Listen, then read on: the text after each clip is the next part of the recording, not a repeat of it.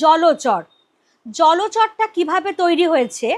প্রথমে তৈরি হলো, দেখো আমি যদি বলি, প্রথমে তৈরি হয়েছে এই চর কথাটা।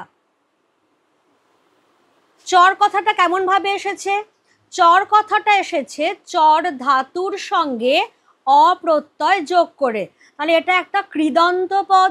সেই কৃদন্ত পদের আগে আমি জল পদটা বসিয়েছি, অতএব জল পদটার পরিচয় হচ্ছে, এটা হয়ে গেল উপপদ, যেটা আমি অ্যারো মার্ক দিলাম।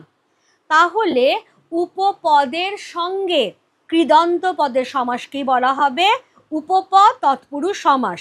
এবং উপপদ তৎপুরুষ সমাস চেনবার একদম টিপিক্যাল যে নিয়মটা, ব্যাসবাক্যের শেষে যে বা যা বা যিনি থাকবে। যেমন এখানে জলে চরে যে, দেখো ব্যাসবাক্যের শেষে যে চলে এসেছে, উপপদ তৎপুরুষ সমাস। এবার